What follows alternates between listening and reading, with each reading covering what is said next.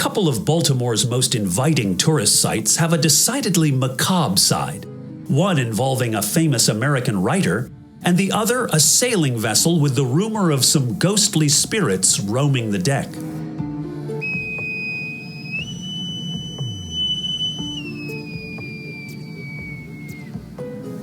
Ahoy there, matey.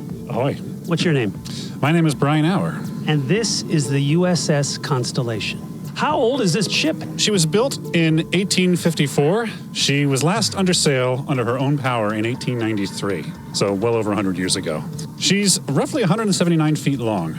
Baltimore has a great history. It's a great old town. And this ship has some history, and not all of it's good. Yeah, there were some deaths on board, some injuries, all the above. Some say that some of those spirits are still knocking around this old ship. Yeah, we do have reports of people over the years seeing things on board and different things. Oh, the horror. That's just added a little drama there. Yep. Who better to tell us about the otherworldly sightings on the Constellation than noted paranormalist and historian Vince Wilson?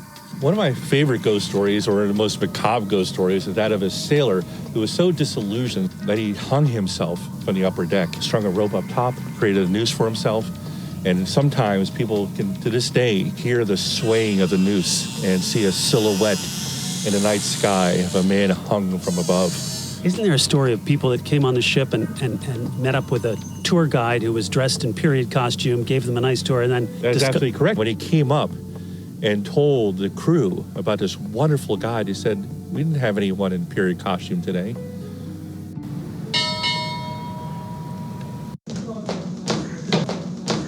I'm recreating the job of the ship's powder monkeys, which were the... Young boys. Yeah, young boys as young as 11 years old were able to serve on ships like Constellation in the role of powder handlers, or as we call them, powder monkeys. Fun fact, on board a naval ship, there are no cannons. We only have guns. So these are just great guns. Now, I don't suppose any of the guns in the ship still fire, do they? Fire!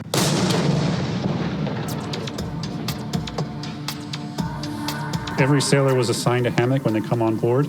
And when that sailor died, it was his burial cloth. That's correct. Vince Wilson, fancy meeting you here. You're standing among the hammocks, and you have a tale to tell. It's a story of an 11-year-old powder monkey running amongst the hammocks with a long cut slice across his face. Gruesome. Yes, it is pretty gruesome. And people can see his spirit darting in and out amongst the hammocks here, going back and forth by themselves. A haunted powder monkey. A haunted powder monkey, yes. Not a new show on Cartoon Network. One of the main aspects of the paranormal here in Baltimore was a storyteller by the name of Edgar Allan Poe. That's right. It wasn't from Baltimore originally, but he certainly died here under mysterious circumstances. And lived here for a few years. It's where he met his future wife. Here we are, Vince, in front of the Edgar Allan Poe home here in Baltimore. That's right. He lived here with his wife, Virginia Clem Poe, and he wrote several of his most famous stories here as well until he died in 1849. A little controversial that he met his future wife here since she was only 7 at the time. They met when she was 7. They married when she was 13. But still, that makes it better. That makes it way better. No, it's still awful by today's standards, but the life expectancy was a little different back then. He did most of his writing upstairs.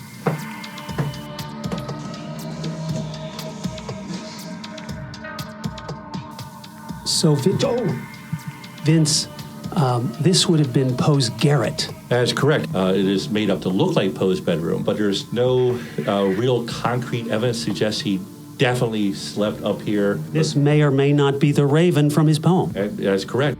Caw! Vince, we stand in front of the final resting place for Edgar Allan Poe. That is correct. He was reinterred here. Beneath us is actually several feet of concrete to prevent souvenir hunting for a lock of Edgar Allan Poe's hair or whatnot. The place he was originally buried... Right here. That's right, it's right here. But they commemorated this with the raven, quoth, nevermore. That's right, he'll nevermore be buried here. Poe was discovered in someone else's clothing, stumbling around the streets of Baltimore and babbling. What were some of the theories about how he died? The theory that he may have been murdered by a literary enemy. Murder? Yeah, murder. And that he was a victim of rabies. What was the final theory? Maybe he was robbed. That is also possible. I'm going to go with a combination robbed and rabies. That's right. Rabid robbery. That's what we're going to call it now. To visit Poe's final resting place, go to the corner of Green and Fayette Streets.